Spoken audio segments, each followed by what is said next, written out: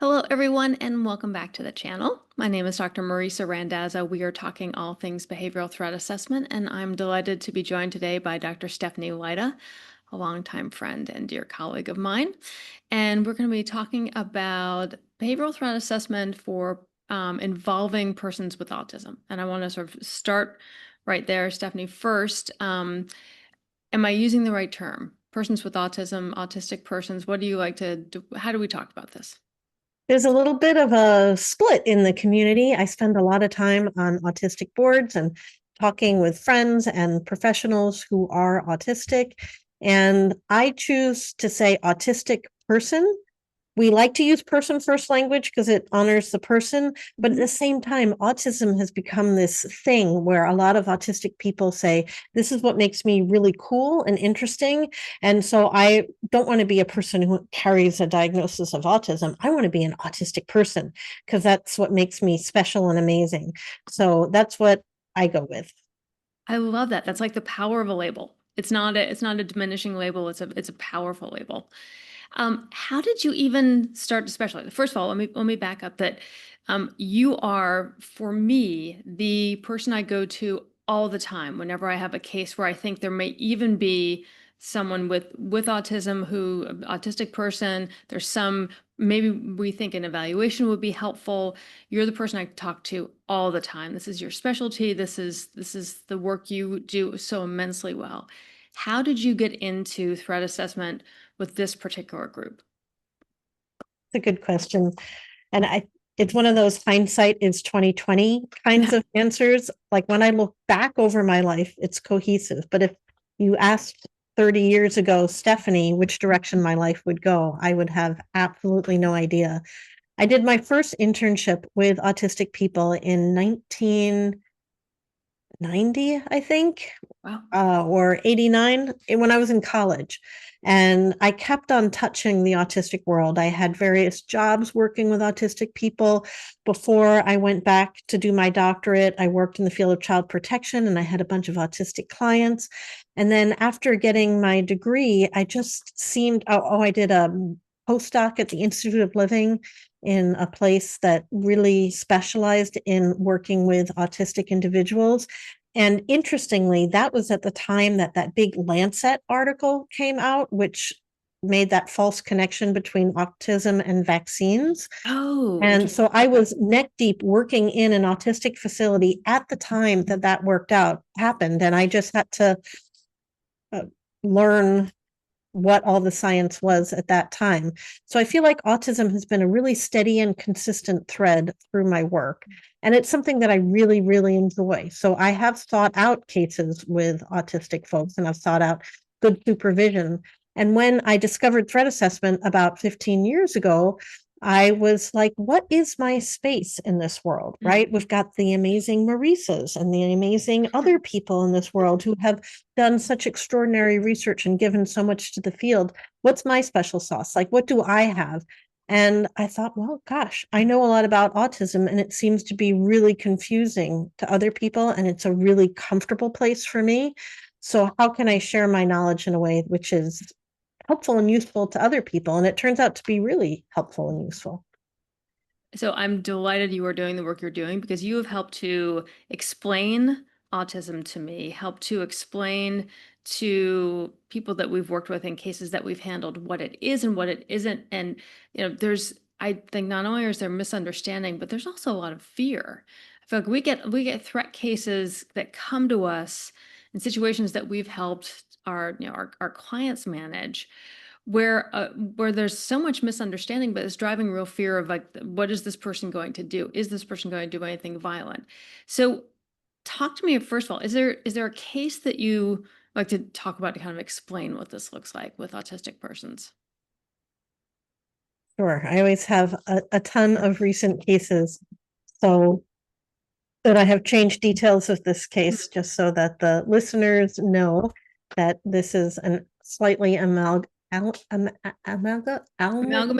amalgamated case. There we An go. amalgam? All right, I can say some A words and not other A words. But so this is a case which I think is a really interesting one because it highlights a bunch of things from start through management. And one of which is that autistic folks are more likely to be reactive, to use those reactive words.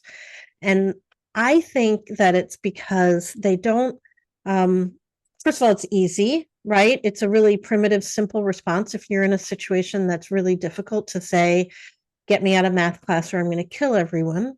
And then you get to leave. The real question isn't, when you said it or why you said it, but how serious people are taking it.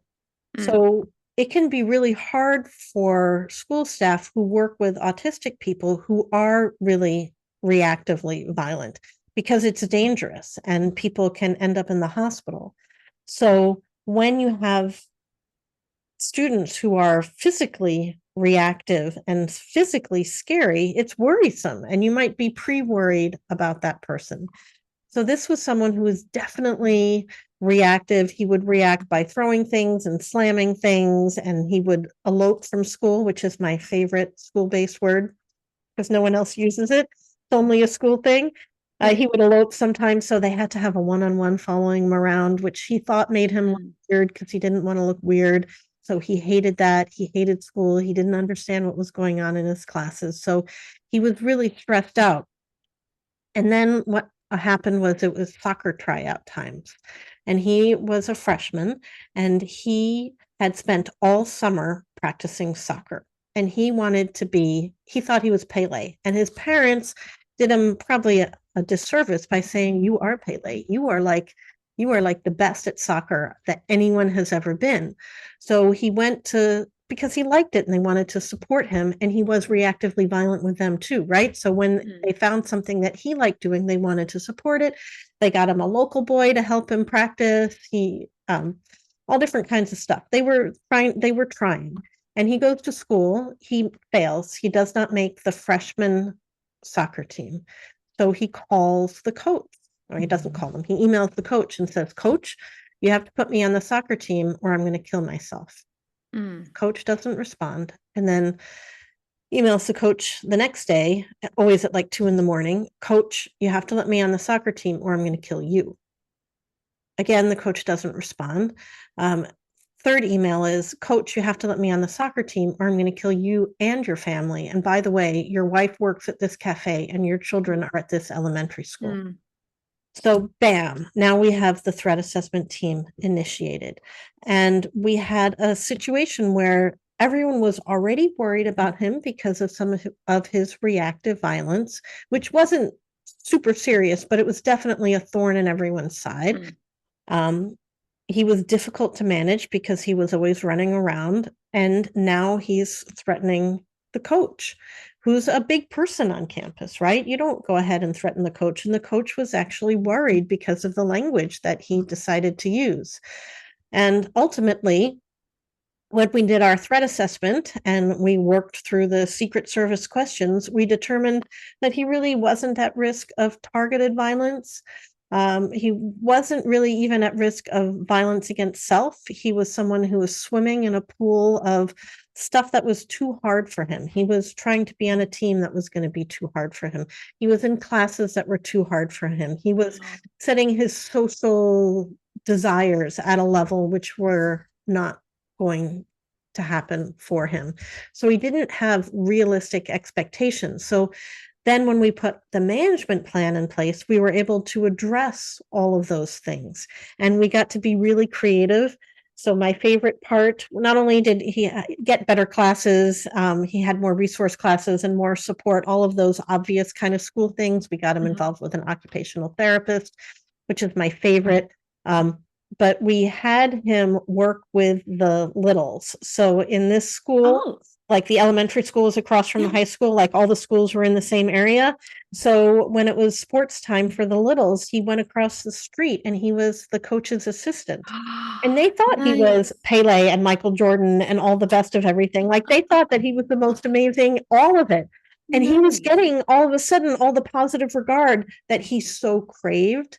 And it was genuine, right? Because the first graders genuinely thought he was amazing. And so that was just a part of he also started doing track. Yeah, he started doing track, which accepts everyone. And I think he was doing shot put, which really worked for his body shape. And he was able to succeed in that world too. So, Nice. So great example because I mean, you talk about there was actually some reactive violence there that was causing fear too.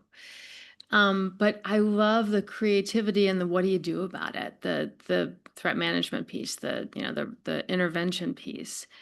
Um, I'm curious about when someone like that goes off to college, are there is there guidance that you would give to the autistic person, to their family, around like things they should be putting in place going into a college environment, for example? yes, I would put as much as possible in Yeah. place.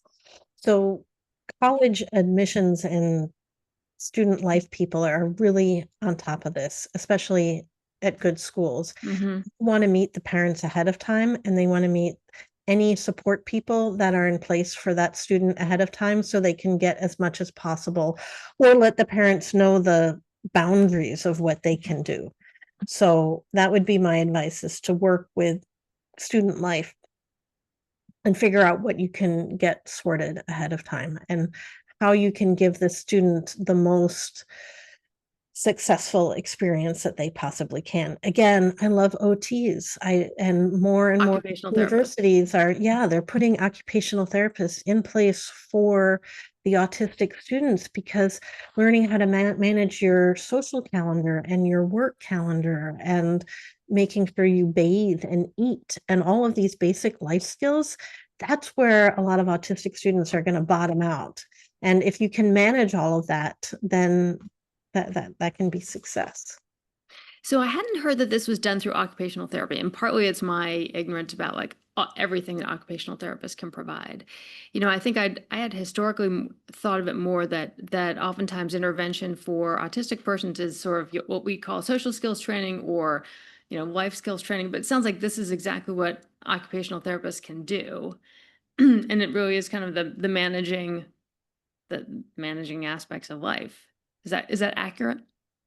Yes, occupational therapists can do a lot of that stuff, as can traditional therapists, right? Can work on some of the internal Mhm. stuff and the scripting, but a lot of that is even better done by occupational therapy. And it's less like, no one wants to be the weird one, especially if you've been the odd duck your whole elementary school and middle school, when kids are so mean and Yeah. make sure to tell you that you're the odd duck.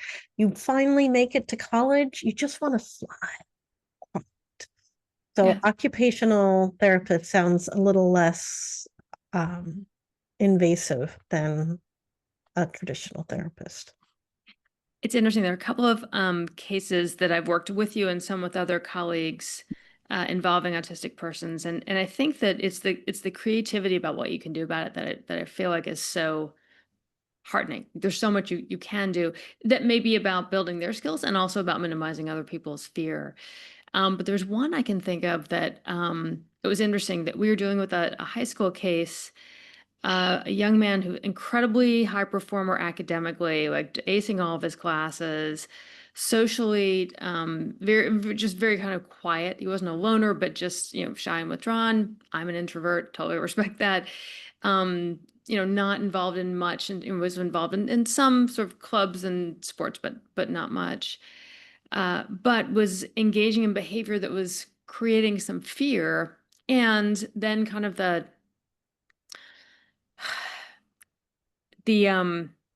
kind of the parent network got involved because parents overheard something, kids talking, and there was a high profile shooting elsewhere in the country, and all of a sudden there was sort of this focus on this one kid because he was different. He came across, socially awkwardly stiff, different, and that was creating fear. And what we found out, long story short, what we found out was that he actually disclosed to us that he had been diagnosed with autism, but that his mother didn't want him telling the school. And his mother didn't want him accessing what sounds like it would be occupational therapy, that she thought, meditation and yoga and exercise would be good. And yet, when he told us about his diagnosis and in front of his father, remember this, like he lit up. He was actually relieved to have this label. He had done a bunch of research. It seemed like he was relieved to find out there were other people in the world whose brain worked the same way his did. So he wasn't that were not, that he was much more like them, or they were like him, as opposed to his high school class where he felt so different. So it was interesting because to see, we've seen so much stigma around this, and I can understand the response of a parent who's like, no, he's doing well academically, let's not tell anyone because we don't want to bring more stigma or a negative label. But yet his own reaction was like, no, I want to learn about this. And so part of what that the school helped the family do there was help to inform the college as he was moving off to college, like, because for choosing roommates, they wanted to make sure he was registered with their diversity and equity office. I can't remember what their office was, but it was like an office for academic support. But yeah, he didn't need academic support, but they want to make sure he already was connected to resources before even setting foot on campus. And the school recommended that he spend the summer in type of life skills therapy, occupational therapy, to build those skills so he was set up to succeed. But it was so fascinating to me, that moment where I saw him almost like relieved to get to share this was what his diagnosis was, and he was happy because it explained a lot to him, and he found people who were like him, and he understood about his brain more. And it was interesting. I hadn't heard that piece of it before, and it was really heartening for me to see that part of that case. I love that. That's almost back to our original discussion of whether we say autistic person or Yeah. person with autism.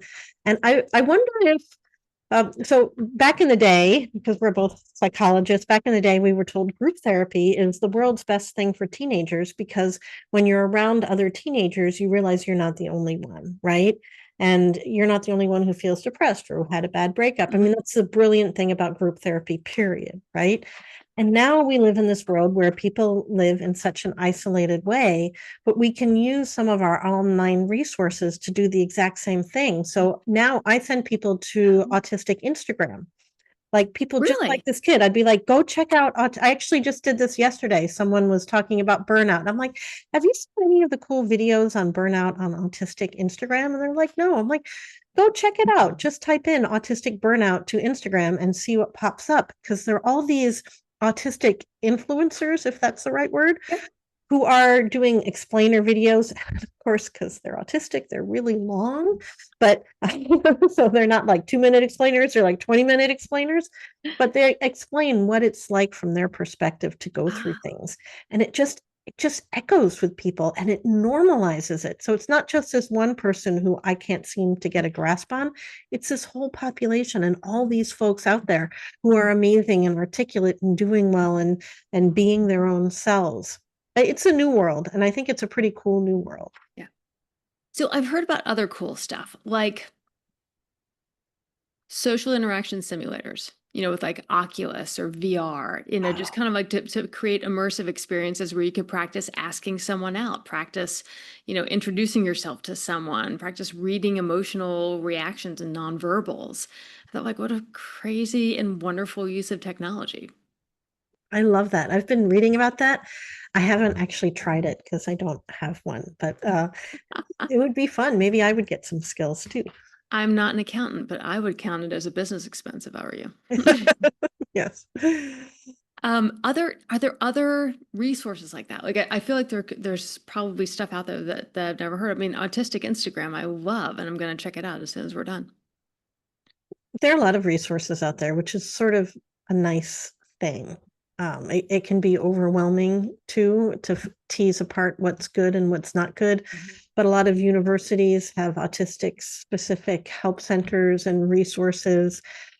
Even reading research is good. Autism Works is like a thing for people who have jobs that helps Oh, educate people around. They have like a toolkit and other things like that. So there is some good stuff out there.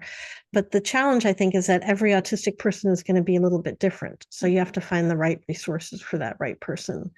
So even something as super geeky as finding library groups of other kids who are interested in Pokemon cards or whatever it is a good way of finding your people.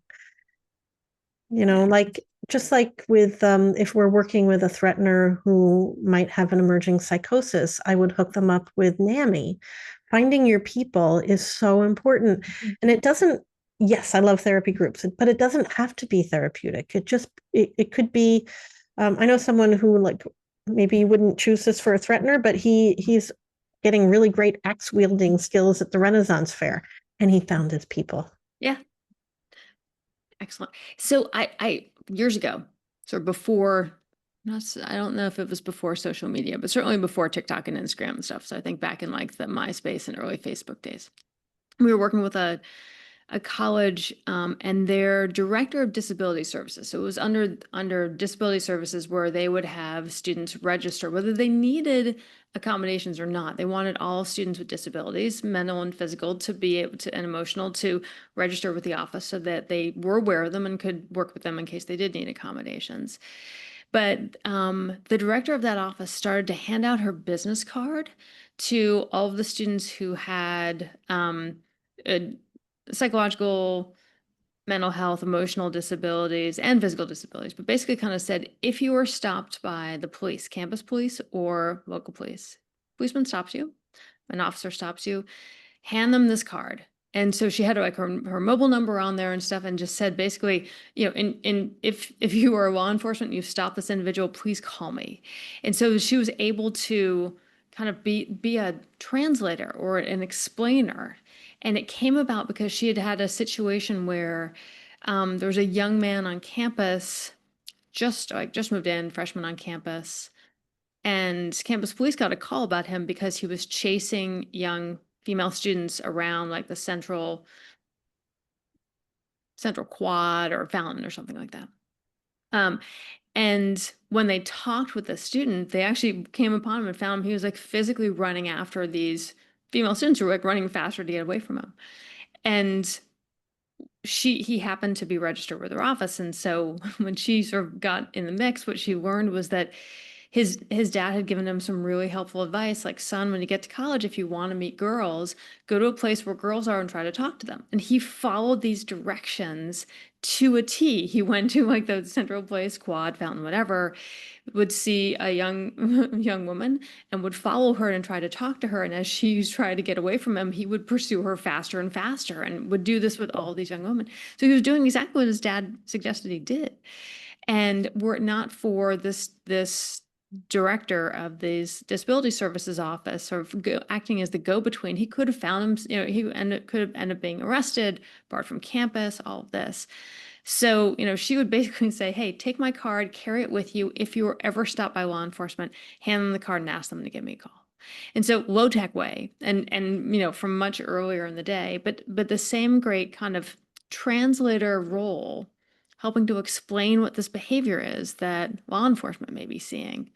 And in this day and age, especially, like I think there's so much fear around what people might do that we want to make sure they're not putting themselves at risk.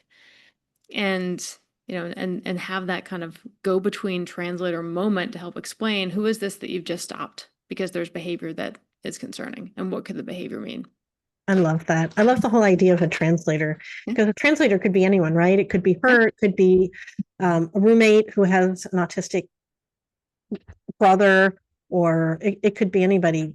I was at a university and they did the same thing, but with lanyards. So when there were kids that maybe law enforcement needed like a heads up as to how to deal with this kid, because at this school, everyone wore their IDs on lanyards. They had a different color lanyard. Oh, nice. Oh, that's great. So maybe no one would know that except for Yeah, law enforcement, yeah, but that's cool, right? yeah, So, yeah. And an easy visual and like conveys a piece of information immediately.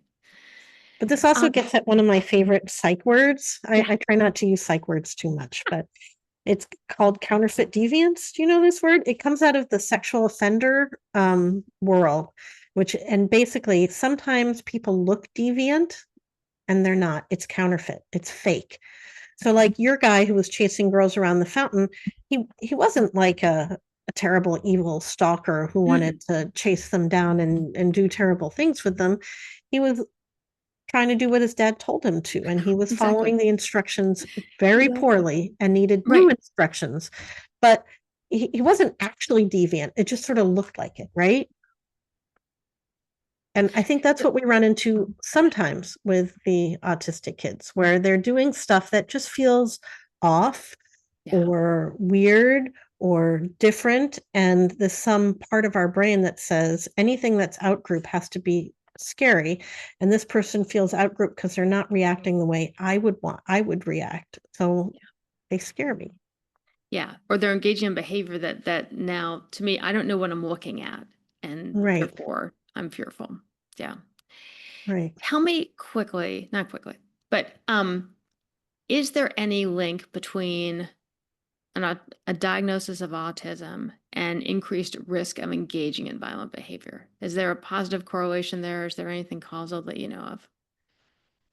So there are numbers, right? So the um NTAC published their last thing that they published. They said that about 20% of school attackers had a developmental disability or other diagnosis, such as autism. So that means 1 out of 5 school attackers carry some kind of label like autism, Mhm. which is a pretty big number if you think about it. And it's worrisome because we know that statistically that doesn't hold water because someone who's autistic is more likely to be a victim than a perpetrator, right? It doesn't actually inform us of anything except that it is possible for autistic people to engage in violence. And maybe some of the things we worry about, like grievance or fixation, might be easier to achieve if you are autistic because, like we just said, autistic people are made fun of all the time. They're mistreated all the time. They don't have theory of mind, so they don't know where all of that's coming from. So if people bully you and are mean to you, yeah, it would be really easy to develop a grievance. And if fixation is a part of autism, right? It's a part of how the brain works. Bam, we have someone who could be at higher risk. But overall, the population isn't at higher risk. But there is, I think, an autistic specific pathway that could lead to violence. So I want to dig into that just for a second because I think what's really important is you're saying like, 1 in 5, 20%, but that means 80% did not have that diagnosis. And so it's not that the majority of school shooters, for example, school attackers that we've seen were autistic persons or neurodiverse. So I think that's really important to kind of focus on. So it may be higher than the general population, but it's not by any stretch the majority of people who've carried out these horrific acts of violence.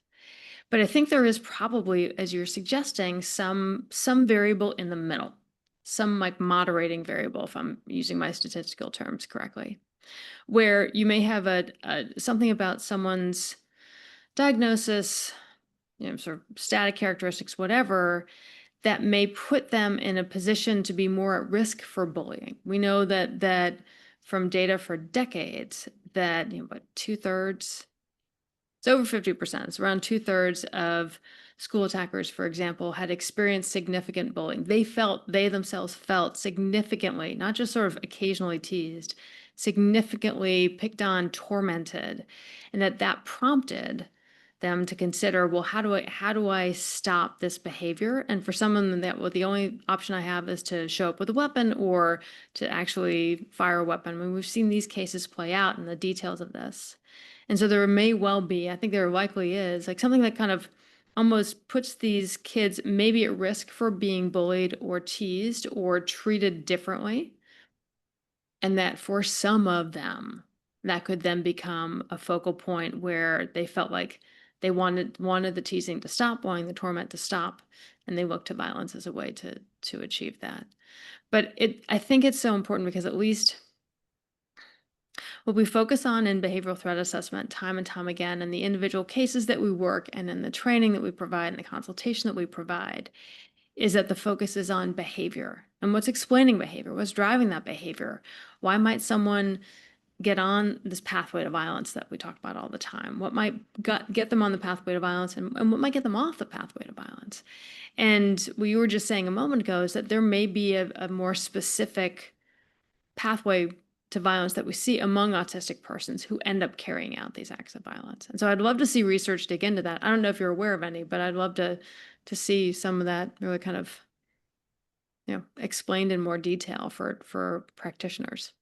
I think we have the same low end problem that we have Yeah. with all of our research. And I love that you brought up the bullying numbers because those are higher, right? So if 2/3 of people say they were bullied, does that mean that all bullied people are at risk of being a school shooter? Of course not. No, Most people exactly. who are bullied are going to find another way to solve the problem. But it's a risk factor, right? And so there are a bunch. Risk factor. So risk factor possibly, but I really Yeah, see it as it also could be a roadmap for intervention. So here's where you could get in and do some good and change that trajectory for a kid. exactly. I mean, just think about like a school. We talk a lot about the culture of a school, right? We're always talking about that. A Yep. Climate. culture of the school where the culture is one of kindness and supporting and lifting up, right? And you hear those stories all the time about the autistic kid who got asked to prom by the head cheerleader and blah Yeah. blah. That those kinds of things have to do with the culture of the school. So it's less likely to lead to isolation and loneliness and a sense of lack of purpose and dignity and being able to function in the school environment if the whole culture supports that person. Yeah. And that's safety, right? So that's Well, what we want. it gets back to the example you were talking about at the beginning about the kid who ended up kind of finding his place coaching the younger students. And like you get to feel part of something. You're not feeling like you're on the outs. You're not feeling excluded. Like you get to feel part of something and that you belong and that you're valued. And I feel like that's something that can help in so many of these threat cases that we're working on. I think so. I think it's the Yeah. magic fix, the magic wand that we can wave. Everyone wants to feel like they're wanted. hmm Now, again, as an introvert, whether you choose to then participate or not is your choice. But Yes. it's really important to feel wanted. And for how long? Like Yeah, I'm an introvert too. I like being invited to parties and I would like to leave late and leave, come late and leave early. exactly. Exactly. Yep, exactly. We should have like an introvert RSVP. Yeah. I will be there briefly. Anything else we didn't get a chance to touch on? I mean, there's so much for us to talk about, and I do hope you come back and we get a chance to talk lots more about different cases and other aspects of threat assessment. But anything right now that you want to make sure we raise? I hope that the people who are listening to this are getting the underlying message of compassion here, Yeah. and that what we want to do in threat assessment is to look at people for who they are and what their capabilities are, not for their superficial characteristics. And there is some data out there that more special ed kids are referred to threat assessment Mhm. teams than not Yep. special ed kids. So that's like autism and a bunch of other stuff. And that data makes me so angry, like, because they're not actually at higher risk, right? And But does it mean the system's working? Meaning that like if they're referred because someone's scared, and then a threat assessment team can look and say, but there's no risk here. And so because threat assessment isn't, again, when it's done well, not disciplinary. So you're not taking a kid out of school to do this in theory. They're not punishing them for this. You're just getting a chance. Hey, someone's worried or scared. Let's look at their behavior. I feel like threat assessment can be just as valuable to rule out concern. Hey, thanks for letting us know. No concern here. Back to class. So I understand the concern about the disproportionate number of autistic students who are referred. But I'm really more curious about what then happens with those referrals. And are they treated differently, worse, et cetera? so the beautiful part is that threat assessment does work. So like my soccer guy that I told you about in the beginning, Mhm. he was actually in a really tough spot. He really was. His parents wanted him to achieve more than he possibly could, so he was in a higher classes than he should have. Oh, And interesting. Yeah. Okay. and when all of this happened, it became clear that he needed to be in different classes. So there was a really holistic response to meeting his needs that happened, which was really good for him. And in that way, I think the threat assessment process is brilliant. I just wish people would be more understanding of people who present differently. That's Yeah. what I just want. I just want everyone to be nice all the time. Yeah. Excellent point. I don't know if I Excellent. get that, but Yeah, it's a great goal to have, though. I like that. Dr. Stephanie Leite, thank you so much. This has been a fascinating conversation. I can't wait to have you back for more. all right. Well, thank you. It was fun. Thank you. All right, folks, don't forget to like and subscribe, and we'll be back with you soon. Take care.